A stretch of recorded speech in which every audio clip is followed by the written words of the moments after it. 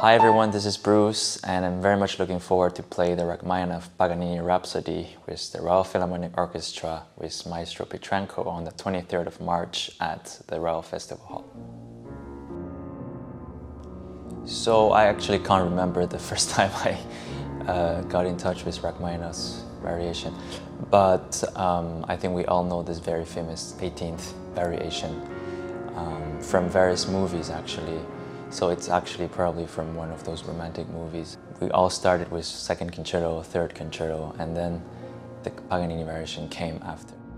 So actually when I think the most interesting movement for me is actually the last variation, because as we know this is influenced by Paganini's 24 Capricces, and the last movement is like very virtuosic with jumps on the right hand, like,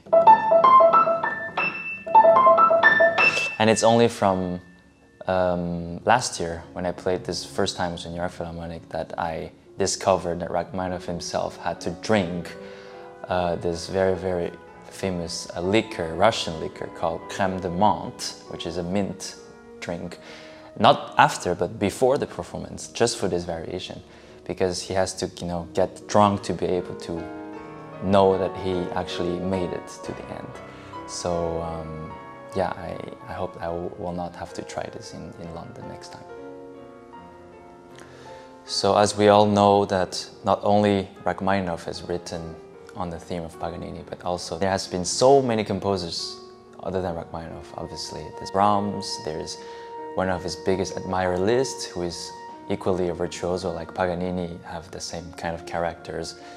His biggest admirer writing the Paganini etudes, and of course, it's a theme that everyone knows from the orchestra, the musicians from the orchestra. And it's funny because if I play other pieces, if I make a mistake, maybe other people will not notice. But if I do it in this theme, it will be pretty bad. I think everyone will know. So from the beginning, it's a very simple melody. That's why it's so easy for everyone to remember. And in his very famous 18th variation, he just reversed the theme, reversed the order, so it became like... So it's like... And the same thing he does, also reversing, is the famous D'Assiré theme from the Mass of Death, medieval Mass of the Dead. So it's the purpose of theme and variation that we can find the element and the sources throughout the whole piece.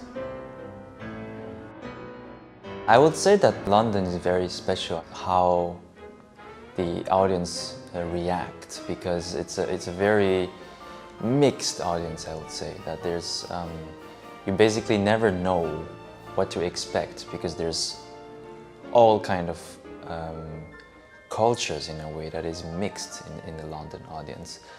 And this kind of variety, gives me a lot of energy when I play, because every time is like a surprise, basically. But you always know that there's a tradition, there's a history here, and everyone just come here to play. So there's a big tradition here, yeah. So I first placed with the RPO, I think in 2022, August, in Warsaw. It's a very special place for me, obviously, where I, got my career started after the Chopin competition. And we actually played the Chopin F minor concerto.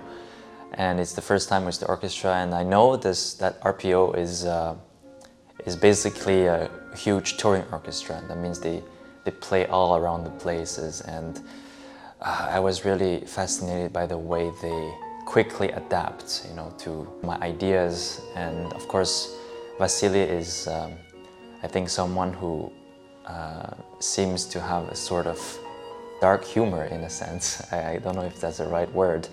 And I think in that particular piece with the Paganini Rhapsody, it will be an amazing experience because of the sarcasm, because of the mysterious elements, and yeah, so looking very much forward to play with him again.